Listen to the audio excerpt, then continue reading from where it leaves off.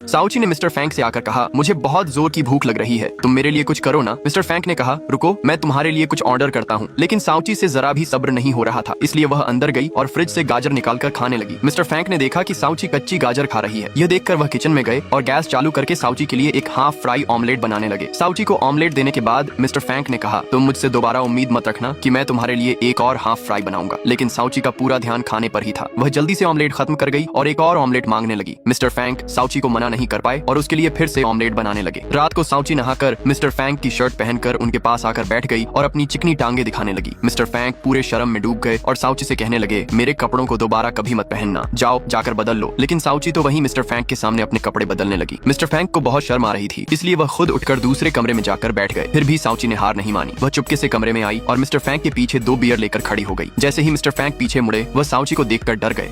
साउची ने कहा, मुझे नींद नहीं आ रही, क्या तुम मेरे साथ बैठकर एक ड्रिंक कर सकते हो? मिस्टर फैंक पीने के मूड में बिल्कुल नहीं थे, लेकिन साउची के ज्यादा जोर देने पर मान गए। रात भर दोनों ने साथ में ड्रिंक की। अगली सुबह नाश्ता करते समय साउची ने मिस्टर फैंक से कहा, मैं अब लगभग ठीक हो चुकी हूँ, तो अब मैं वापस अपने घर चली जाऊंगी। तभी मिस्टर फैंक ने सैफायर का जिक्र छेड़ते हुए कहा, सैफायर का मामला जल्द ही सुलझने वाला है और 2 दिन के अंदर हम सैफायर के चोर को भी पकड़ लेंगे। सैफायर का नाम सुनते ही साउची को जैसे सांप सूंघ गया। उसने तुरंत तबीयत खराब होने का नाटक किया और वहाँ से उठकर कमरे में चली गई। वह मिस्टर फैंक को सारी सच्चाई बताना तो चाहती थी, लेकिन उसे डर था कि कहीं मिस्टर फैंक उसे गलत न समझ लें। साउची ने ठान लिया कि जब मिस्टर फैंक घर आएंगे तो वह उन्हें सब सच बता देगी। इसी बीच मिस्टर फैंक की जगह फ्रैंकली आ गया। साउची बैठकर फ्रैंकली से बात करने लगी। जब फ्रैंकली घर से जा रहा था, तब मिस्टर फैंक ने दोनों को साथ में देख लिया। मिस्टर फैंक को डर लगने लगा कि कहीं साउची को उसकी जगह फ्रैंकली पसंद न आने लगे। जब मिस्टर फैंक घर के अंदर आए तो उन्होंने साउची को डांटना शुरू कर दिया। साउची का चेहरा थोड़ा उतर गया। उसे ऐसा देखकर मिस्टर फैंक ने साउची को सीधा किस कर दिया। मिस्टर फैंक साउची को खूब सुनाते हैं और बोलते हैं, आज से ना तुम फ्रैंकली से मिलोगी, ना उसके साथ रहोगी और ना ही उससे बात करोगी। तुम मेरी गर्लफ्रेंड हो, सिर्फ मुझे देखोगी और मेरी सुनोगी। साउची को कुछ समझ नहीं आ रहा था कि उसे क्या करना चाहिए। वो थोड़ी शांत सी हो गई। तभी मिस्टर फैंक ने साउची को बिना सोचे समझे सीधा किस कर दिया। किस करने के बाद दोनों ऐसे रिएक्ट करने लगे जैसे कुछ हुआ ही नहीं। इसके बाद साउची वापस अपने घर रेस्टोरेंट चली गई। उसकी मैनेजर साउची को देखकर बहुत खुश हो गई। अगले दिन जिया मिस्टर फैंक के घर आती है। वो मिस्टर फैंक को सीसीटीवी की कुछ फुटेज दिखाती है, जिसमें साफ पता चल रहा था कि सफायर की चोरी साउची ने ही की है। मिस्टर फैंक ने जिया से कहा, इन फुटेज को अपने पास तक ही रखना, ये फोटोज बाहर नहीं आनी चाहिए, क्योंकि अगर ये फोटोज बाहर आई तो मेरी कंपनी पर भी खतरा आ सकता है। दूसरी तरफ साउची अपने घर में बैठी सोच रही थी कि मिस्टर फैंक को सफायर के बारे में सच कैसे बताना है। तभी उसके घर मिस्टर फैंक आ जाते हैं। मिस्टर फैंक को अचानक देखते ही साउची थोड़ी घबरा जाती है। साउची को जिस चीज का डर था वही हुआ। मिस्टर फैंक ने साउची को गलत समझ लिया और उसे उल्टा सीधा बोल दिया। इसके बाद दोनों में थोड़ी बहस हो गई। साउची ने अभी भी मिस्टर फैंक को सब सच नहीं बताया था, जिस वजह से मिस्टर फैंक उसे गलत समझ बैठे और बहस करके वहाँ से चले गए।